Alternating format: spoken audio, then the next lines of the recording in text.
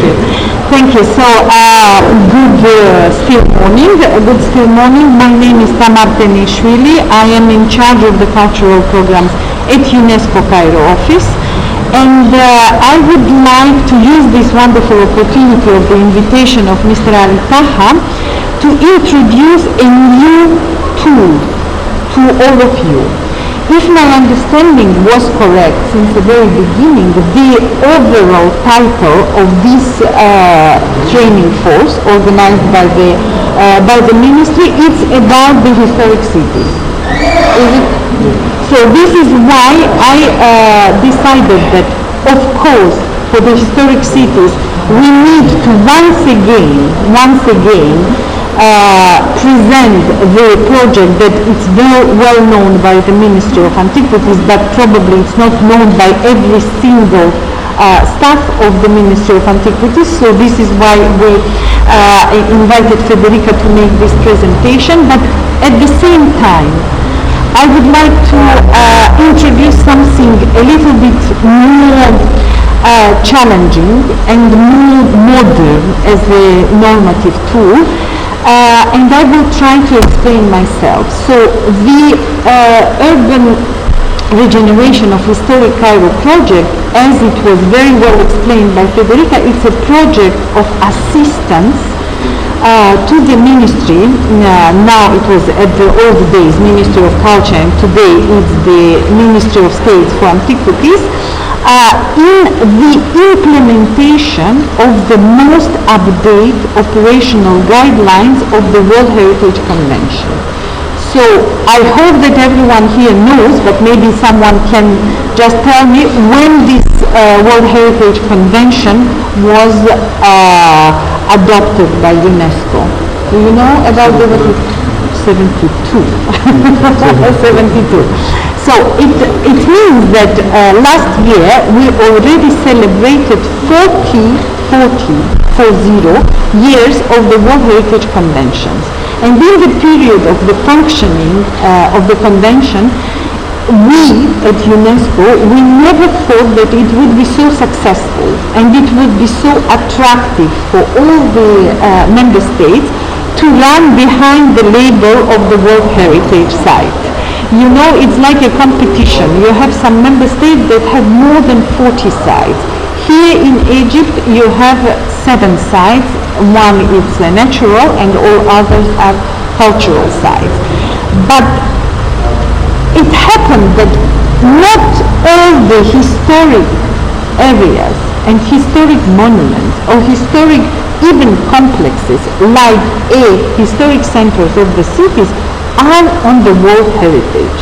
You have something that is outside of the World Heritage, because you know the World Heritage Committee has enough historic cities, has enough mosques, enough cathedrals, and would like to have something more, let's say, more creative, like some serial sites, cultural landscapes, something that is more developed. So, but it does not mean that UNESCO is not thinking of how better protect without harming the development of the historic cities.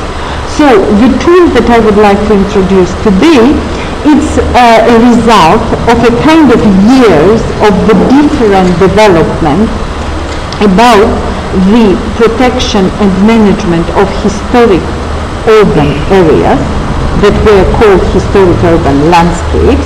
And that could be very useful in your work. And please note that I am leaving on this desktop the 6 languages of these recommendations on the historic urban landscape.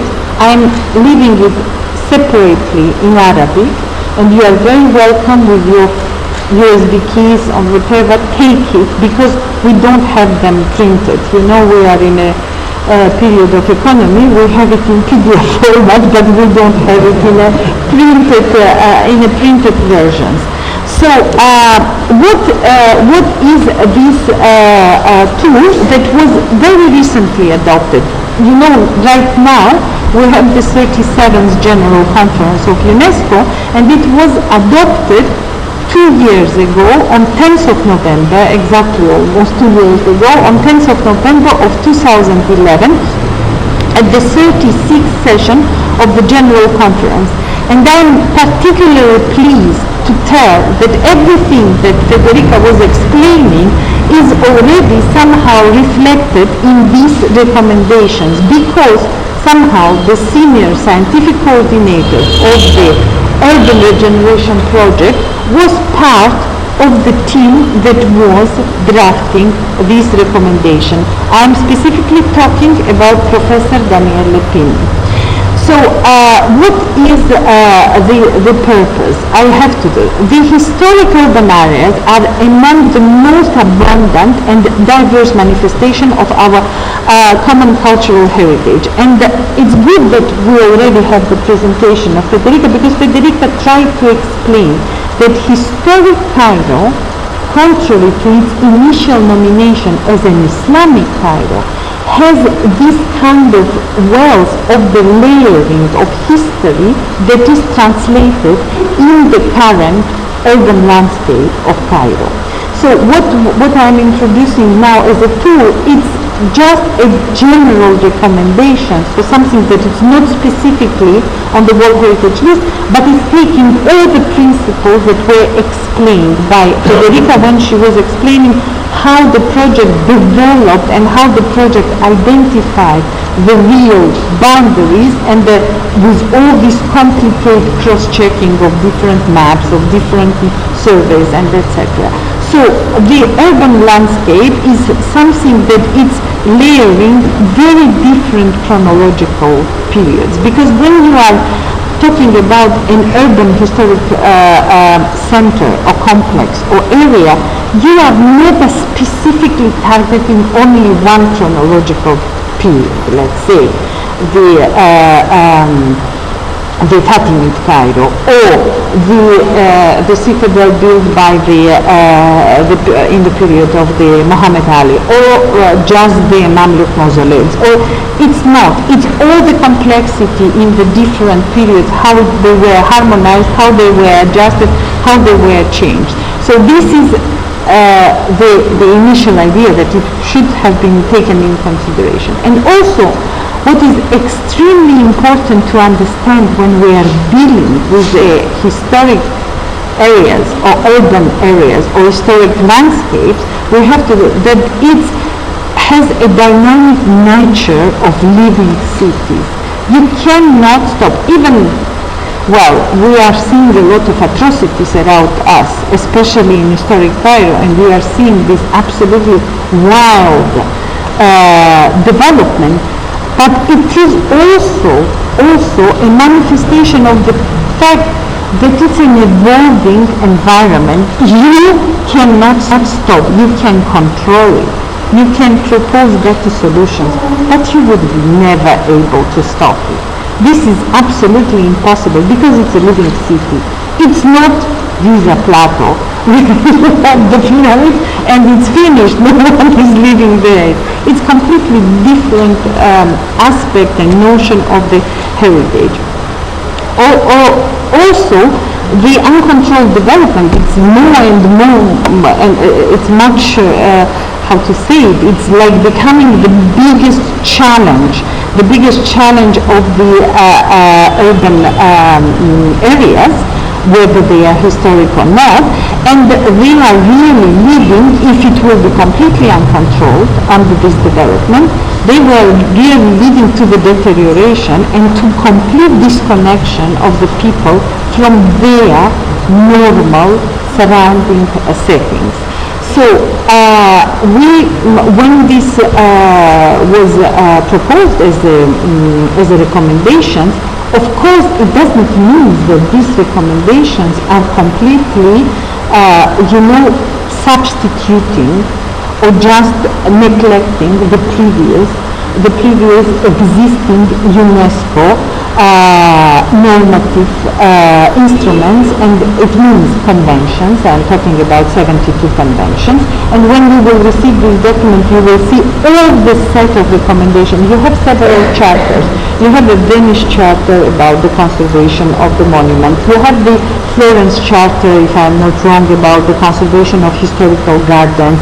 You have a Washington Charter about the city development. You have even one of these Russian cities about the industrial heritage. You know, Kemerovo, Magnitovo Charter it's called. You have Mara Charter. So this is all taken into consideration. However, that under the processes of the demographic shifts, global market liberalization and decentralization, and as well as mass tourism. Of course, we cannot talk about the mass tourism. Today, when we came, it was absolutely empty. Such a vibrant tourist place was absolutely empty, but it will come back. For sure, it will come back. Market expectation and climate changes, conditions have changed, and the cities are subject to development pressure and challenges not present at the times of adoption of all these different conventions and recommendations that I just mentioned, because it was mainly, all this package was developed mainly in 70s, 80s, with some exception that some of them were adopted a little bit later. So I think that so the idea was to recommend the member states. The member states, it means the states that are members of UNESCO. We are calling it Egypt and all other countries they are members. Adopt the appropriate legislative institutional framework and measures with a view to applying the principles and norms set out in this recommendation in the territories under their jurisdiction. In fact, you are now, if you followed very carefully the presentation of Federica, you are now understanding that we are really strongly, once again, recommending to create an institutional framework, because the main challenge of the management and conservation of historic city, as it was very well presented and justified in the presentation of Federica, is beyond the capacities and the mandate of the Ministry of Antiquities. You cannot manage the historic city only from the Ministry of Antiquities. The Ministry of Antiquities is not giving the construction permits. The Ministry of Antiquities is not giving demolition permits. The Ministry of Antiquities is not doing a lot of other things that are still needed to be done within the historic areas of the city, because it's a normal city and it lives as a normal city. You have housing ministry, you have Ministry of Culture with their protection measures that are going beyond the boundaries of the World Heritage Site. So the institutional framework should be the key word of these recommendations that I am trying to introduce you, are the holistic approach. It cannot be done by one ministry.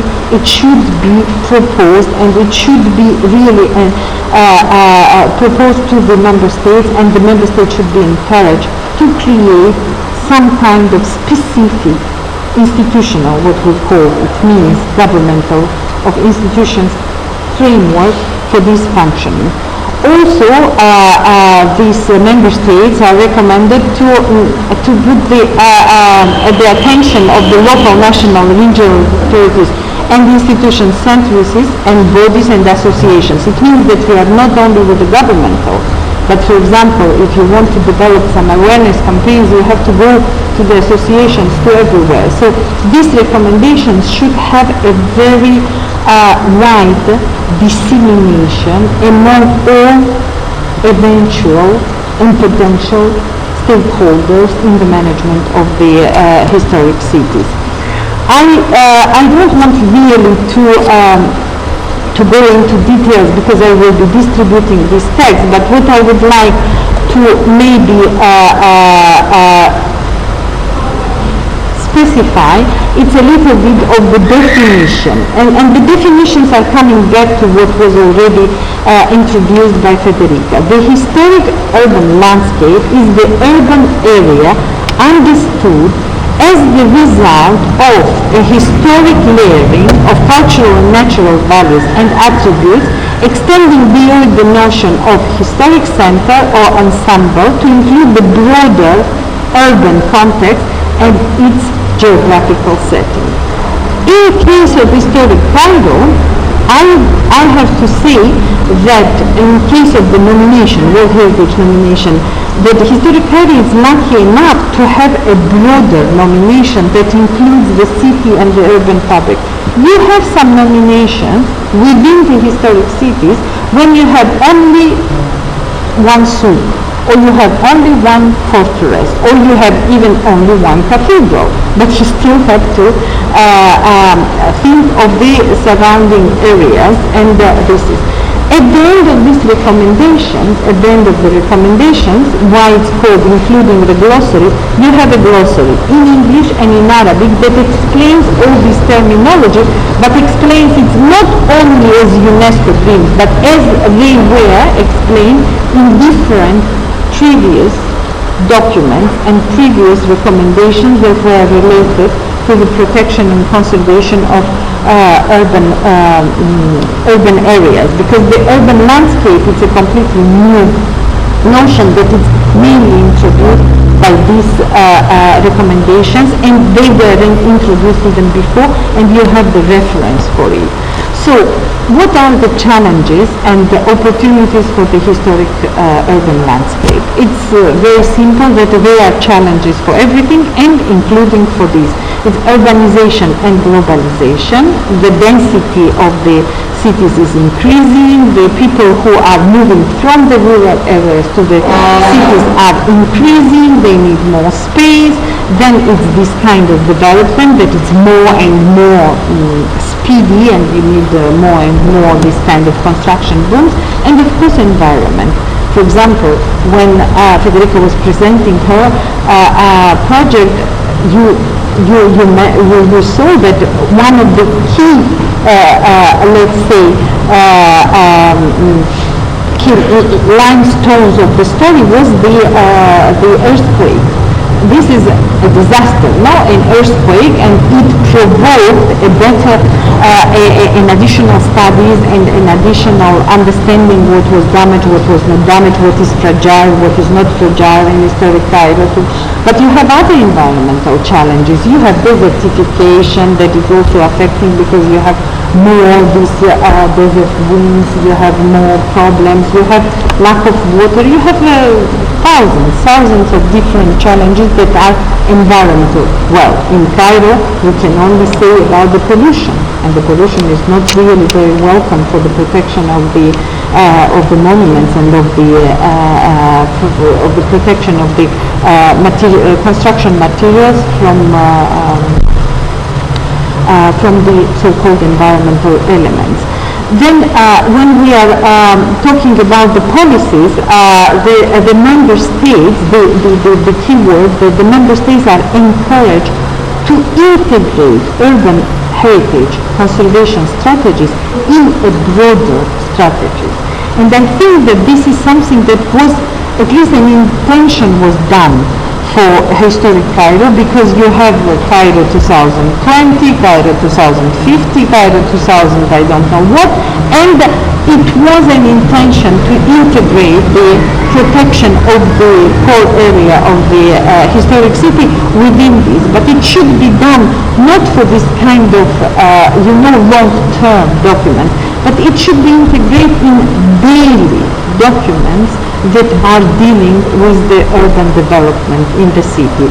Roads, traffic circulation, change of the traffic that can, the ring road can be built some way in Kotabe, but it could affect historic Cairo. So this is something that is extremely important to take into consideration for. About these policies, as I told you, it's not only the government that is responsible. It means that every public, private, and even international organizations, because sometimes they are funding some projects in historic Cairo, they have to be all aware of these policies, and at the governmental and non-governmental level.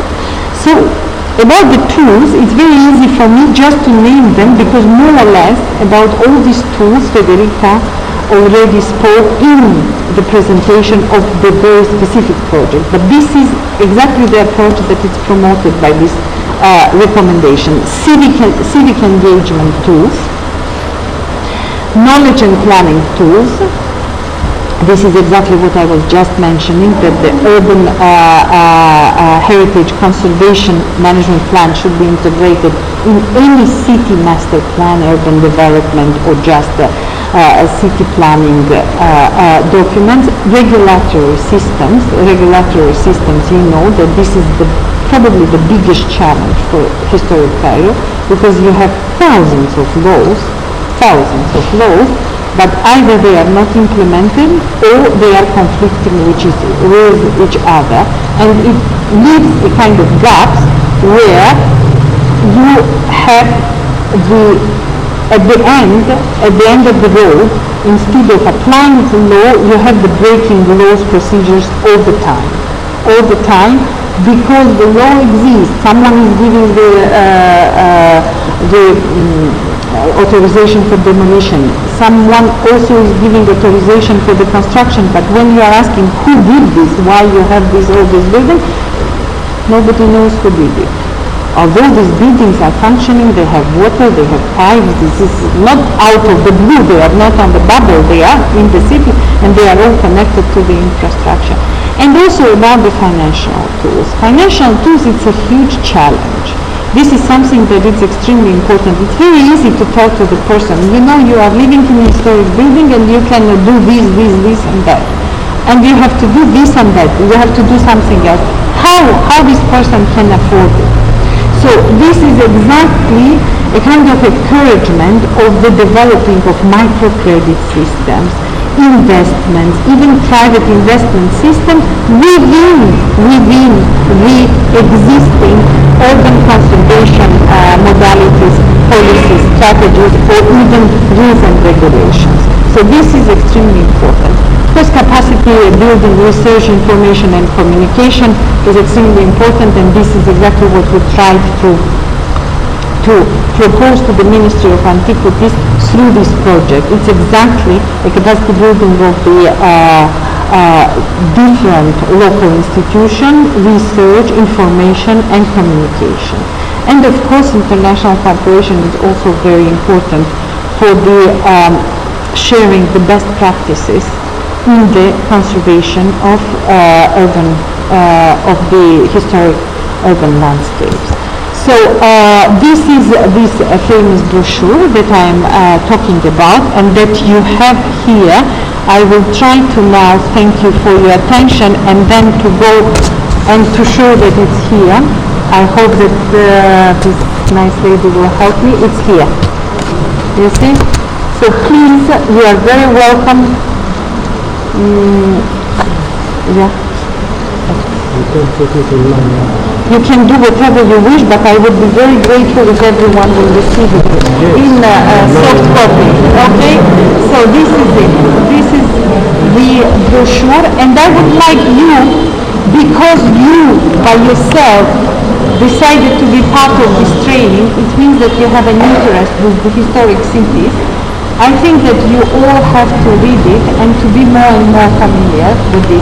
And also it's very helpful because at the end it has a glossary of the notions and of different things. So please, you are very welcome to take it.